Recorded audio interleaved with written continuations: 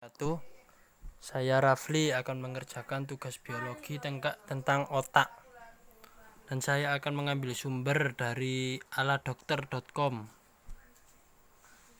Di sini otak dijelaskan yaitu salah satu organ yang paling kompleks dalam tubuh manusia.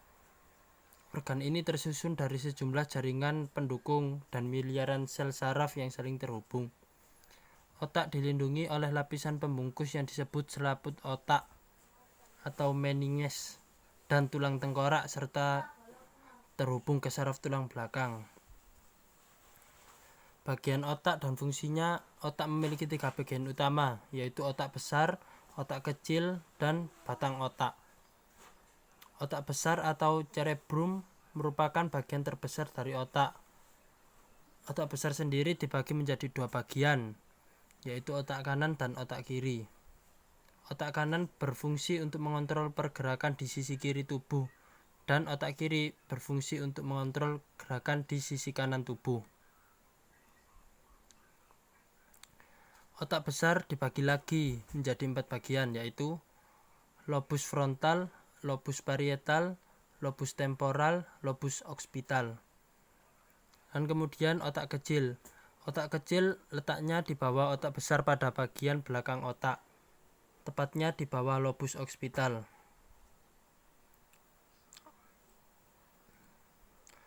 Otak kecil juga memiliki 2 belahan.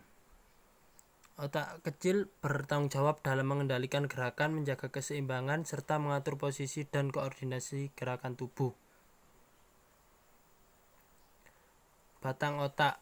Batang otak adalah seikat jaringan saraf di dasar otak. Fungsinya sebagai stasiun pemancar yang menghubungkan otak besar ke saraf tulang belakang, serta mengirim dan menerima pesan antara berbagai bagian tubuh dan otak. Batang otak sendiri mempunyai 3 struktur utama, yaitu otak tengah, pons, dan medula oblongata. Otak tengah adalah pusat pengatur gerakan otot mata, sedangkan pons terlibat dalam koordinasi gerakan mata dan otot wajah, pendengaran, dan keseimbangan. Bagian otak lainnya yang tidak kalah penting yaitu cairan cerebrospinal yang berwarna bening dan jernih yang mengelilingi dan melindungi otak serta saraf tulang belakang. Yang kedua yaitu meninges, adalah lapisan atau membran tipis yang mempunyai fungsi menutupi dan melindungi otak dan saraf tulang belakang.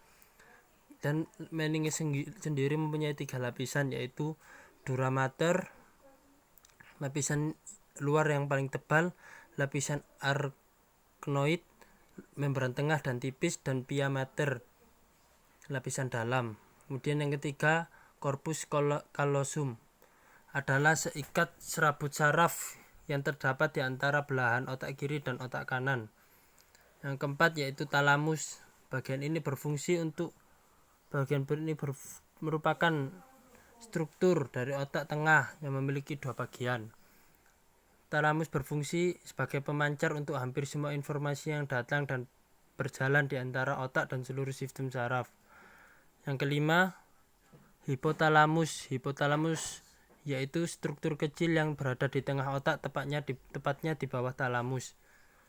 Fungsinya untuk mengendalikan tubuh, suhu tubuh, sistem reproduksi, tekanan darah, emosi, nafsu makan, pola tidur, dan produksi hormon.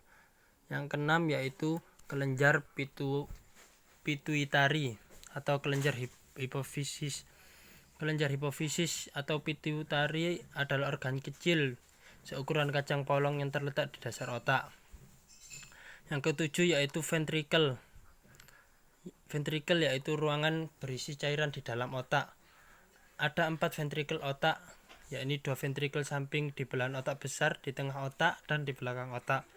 Ventricle saling berhubung satu sama lain oleh serangkaian tubuh. Yang ke-8 yaitu kelenjar pineal, yaitu kelenjar kecil yang berada di ventricle otak.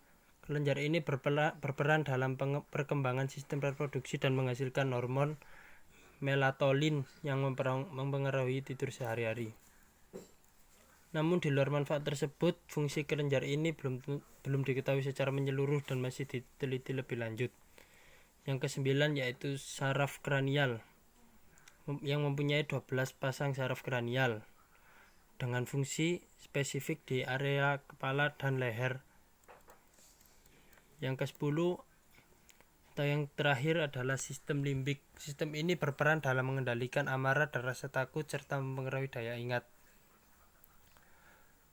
Karena rumit dan canggihnya fungsi otak, hingga saat ini kemampuan dan fungsi otak belum diketahui sepenuhnya.